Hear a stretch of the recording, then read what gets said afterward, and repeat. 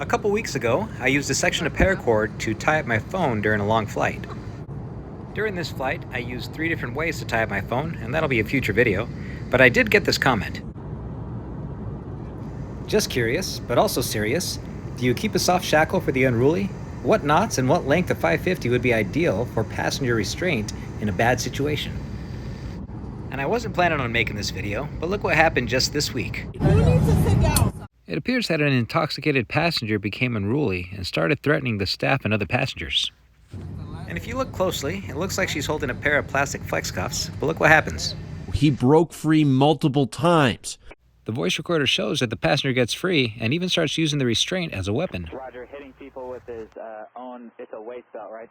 Our belt, yes, sir. Here we have the Ashley Book of Knots, and wouldn't you know it, the illustration is holding a handcuff knot right there. So let's open this up to the index and see what we can find. All right, let's go on a little journey across 5 pages. Before we get to page 36, we go into chapter 2, occupational knots, and it's first mentioned for the burglar. Okay, let's go to the handcuff knot, number 412. Page 66, there's the illustration, and there is the description. And note that the ends are half hitched around the neck. I'm using a section of 5/16 Paramax. It fuses very well together, and it helps me give you a better view. And if you'd like to support my channel, you can pick up your very own Paramax at my shop, awesomeforsale.com, including 5/16. For this knot, you'll make a loop in each hand. Then you'll rotate them both the same direction. I'm going right. If you're doing it this way, you want to make sure you overlap right over left, and then you create a window where the other side peeks through. You're going to pull it through the opposing windows into your handcuff knot. Let's pull that tight. You'll throw each loop over and then you'll tighten it up. And then, like Ashley said, the ends are half hitched around the loops. So I'll take my red side, I'll go around and I'll pull it through. There's one half hitch. Blue side, I'm going to go around and then I'll pull it through. There's the other half hitch. And there's your handcuff knot. That's not going anywhere. Yeah, I think this would work just fine. Now from 66, let's go to 208. Here we see it again at 1140. But right next to it, we see 1141, which is the Tom Fool's knot. Before we get into that, here's the description for both 1140 and 41. Now watch out, look what it says here. Tom Fool's knot may be used for the same purpose as the former, but is not so satisfactory a handcuff knot, as it is more difficult to draw snug and make fast if the prisoner proves fractious. Now remember, for the handcuff knot, I get 2 loops, I rotate them both the same way, I overlap them, and then I pull it through the windows. There we go.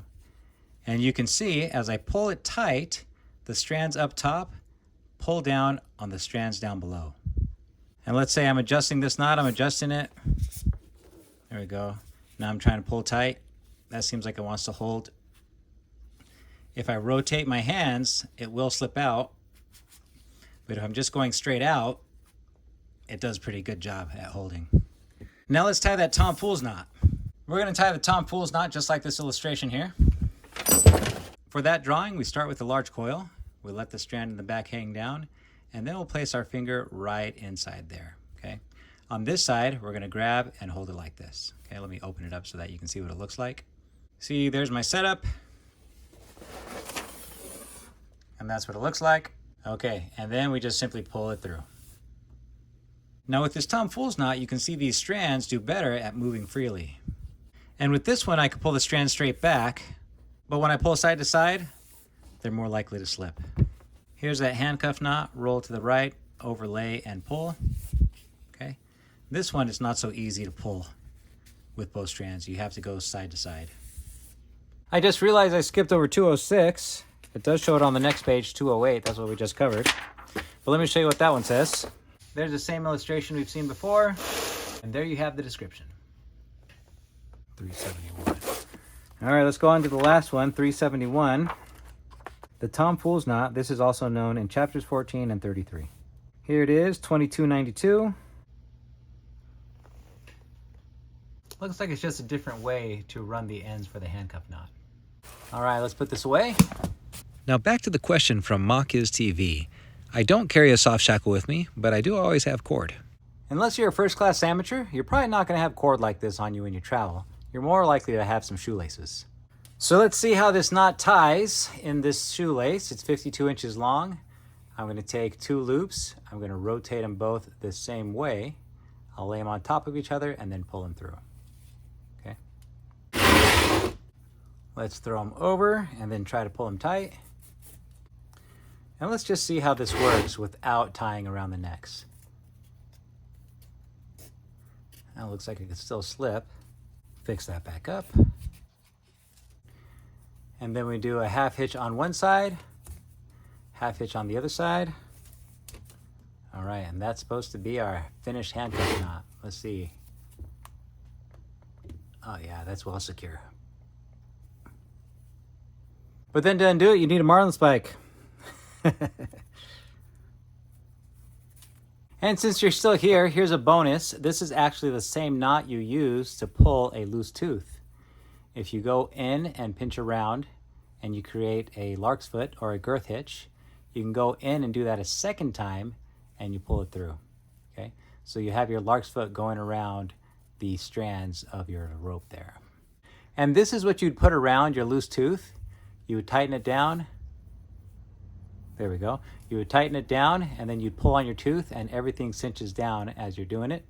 But what you could also do is separate these, make sure this is nice and tight, okay? And now look at this. You have your handcuff knot. This one you just throw over and then you can pull it tight. There we go. And then you would do the same thing.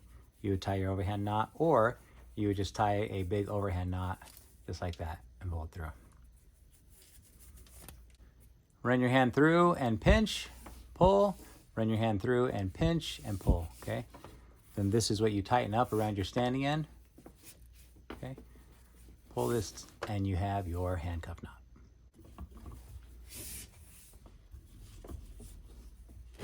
And this one actually does pretty well too when you pull it side to side. You just have to make sure it's set and you'll be good. Now there are all kinds of ways to make a handcuff knot. They're probably some of the oldest knots we know. And all you really need is a knot in the center and then a way to pass the ends through the middle. And here I'm using an overhand knot that I split open, and then I just need to make sure that it's right side up.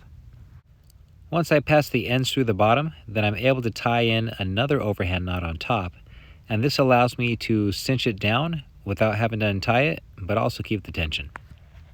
Pull this apart. It locks down in itself, but this is still easy to cinch up. And then here's some hardware you could also use. This is a Paralink. It's one of my designs. You can find it at my shop, but it'll do the same thing. Pull down on these 2 threads, and then when I pull it apart, it stays together. Thanks for watching.